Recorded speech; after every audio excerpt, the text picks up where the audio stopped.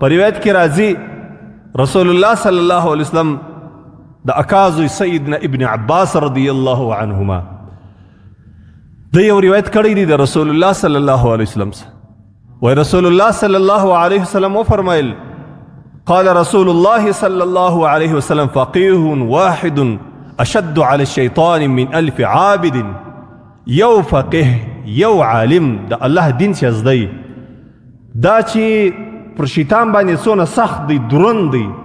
د زرو عابدانو د یو عالم درندوالی بوج تکلیف د پر شیطان باندې زیات دی د زرو عابدانو زر نفر چې د الله جل جلاله عبادت کی او پر دې زرو نفرو باندې چې الله جل جلاله څونه رحمت نازلوي پر دې زرو نفرو ته الله جل جلاله لدی الله څونه خوشاله کیږي د حدیث شرح دا ده چې د زرو نفرو سره الله څونه خوشاله کیږي په عبادت باندې او د زرو نفرو باندې الله څونه رحمت نازلوي په زرو نفرو په عبادانو باندې الله ودین ته څونه خیر رسیږي او د زرو نفرو عبادانو په برکت باندې څونه خلق دیندار کیږي د یو عالم فقيه عالم چې د الله دین یې زده د دې فضیلت پر دې زرو نفرو باندې زیات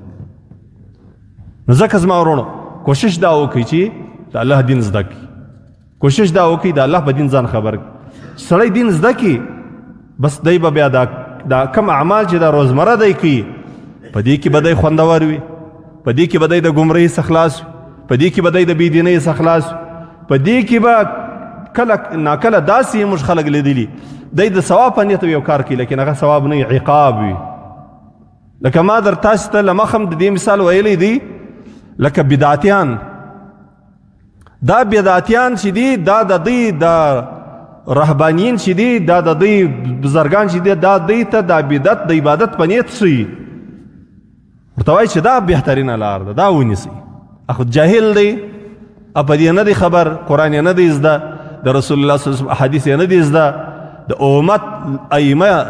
ائمه د امت چې بلل کیږي یا ائمه المجتهدین چې بلل کیږي د هغو په اقوالو نه دی خبر اسې د یو چا په خبرې ته غوږ نیولی دی هغه که په عربي توري ورته وایي د ده دا ګمان دی چې ولا حدیث یې راته ووایي هغه که په عربي باندې یو مقوله ورته وایم د ده دا ګمان دی چې ولا ډېر زوروره روایت یې راته وویل او که سړی په دې باندې خبر وي چې دا قرآن دی دا د رسول الله حدیث او د دې قرآن او د دې احادیثو در ټولو بهترین تشریح در ټولو بهترین تعبیر در ټولو بهترین بیان دا سلف صالحینو کړی دی دا صحابه کرامو کړی دی دا تابعینو کړی دی دا تبع تابعینو کړی دا د امت لویو کبارو علماو کړی دی هغه بیا څوک ګمراه کولی سي هغه سړی بیا بدعتو سړی بولی سي هغه سړی بېدینۍ ته بولی سي دا بدعتیان چې دي دا بدعت چې کوي دا داسې نه دی چې دی په دې خبر دی زه بدعتي یم او دی بیا بدعت کوي نه دی د جهالت څخه په دې کې مبتلا دی د ده مشرانو د دوی جاهلو پیرانو د دوی جاهلو مشرانو د دوی د الله د دین دشمنان چې د الله د دین دشمنان دي او د دوی پر سر باندې مشران هغه ورته یاره دا د دین طریقه ده دا ښه طریقه ده په دې کې ډېر ثواب ده یو وخت یو عالم یو چا ته ذکر لیکلی د حفاظت دعا یې لیکلي وه هغه عالم چې دی هغه ژوندی دی اوس نو طالبانو ته کلمات یې ورلیکلي وې دا د حفاظت کلمات دي وې وایز دا کلمات یې لیکلي وې زموږ یو استاذ د دارالعلوم دیوبند فاضل و شیخ القرآن والحدیث حضرت مولانا رحمت الله دیوبندي شهید هغه ته موږ د هغه سره ناستو موږ سبق ورباندې ویل نو یو طالب رالی یا پرچې یې په لاس کې و ده ورته دا د چیش پرچې ده هغه ورته دا داسې پرچې د پلانکي مولوي صاحب لیکلی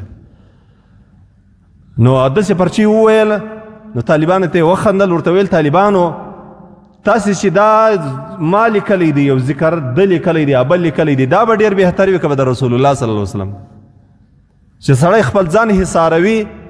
سړی د خپل ځان دم کوي او دا غواړي چې زه د نظر څخه بچاو سم زه د خلکو د حسد څخه بچاو سم پر ما باندې خپل دشمنان را نسی کمی کلمات چې عام یو انسان لیکلی هغه به ډېرې زوروري که د رسول الله صلی الله علیه وسلم کلمات یا د رسول الله صلی الله علیه وسلم کلمات هغه زموږ شیخ صاحب ورته ویل چې تاسې کوشش وکړئ د رسول الله صلی الله علیه وسلم کلمات سته د رسول الله صلی الله علیه وسلم کلمات د نظر دپاره کومې کلمات د رسول الله صلی الله علیه وسلم د خوب د بيدېدلو په وخت کمی کلمات د رسول الله صلی الله علیه وسلم د ځان د حفاظت لپاره کمی کلمات د رسول الله صلی الله علیه وسلم د خپل اولاد د نظر لپاره کمی کلمات ویلي او چې کله رسول الله صلی الله علیه وسلم د خپل ځان دم کړی دی په کمی کلماتو یې کړی او رسول الله صلی الله علیه وسلم چې خپل امت ته شولی دی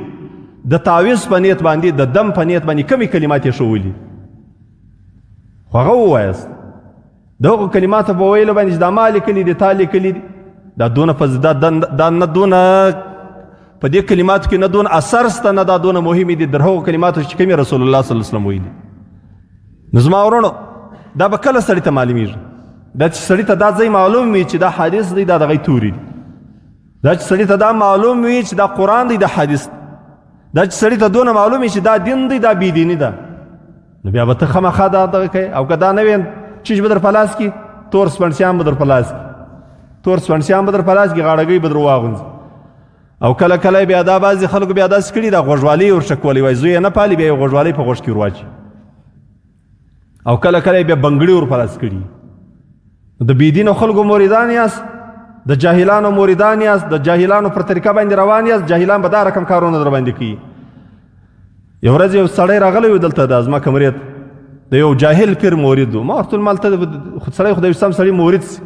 موریدي خو د دې دپاره کېږي چې سړی د یو چا انډیوال سي د یو چا سره بیعت وکړي د یو چا سره کښېني مقصد په دې کې دا چې دی دینداره سي دی د رسول الله طریقه خپله کړي دی د سنتو تابع سي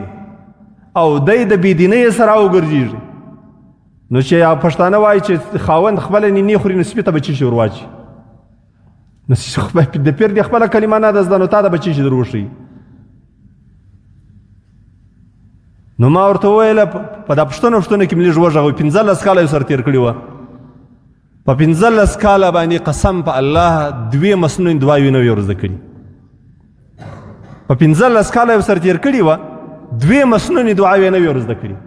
موږ چې هر وخت د تبلیغیان د وایو موږ وایو د خلکو ته وایو ولاړ سي پر دا تبلیغ باندې ولاړ سي یو چله کې تېره کړي یو 4 میاشتې تېرې کړي یو سیروزه کې ولګوي ولې ورته وایو خو مقصد مو دا دی دین به در وښیي هغه تا ته د دیوبند د علماو د کتابو څخه دین در ښیي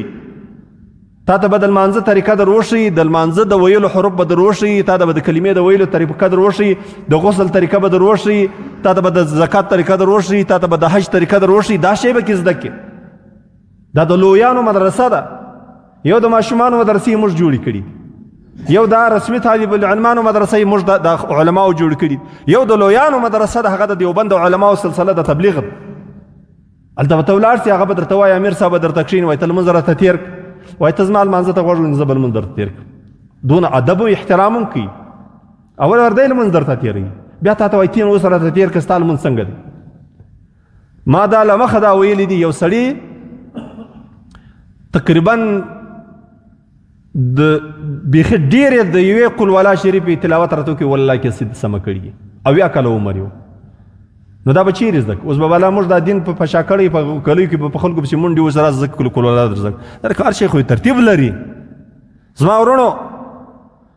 د رسول الله صلی الله علیه وسلم طریقه ونیسئ د رسول الله صلی الله علیه وسلم طریقه چې دا هغه زده کېږي د علماو څخه زده کېږي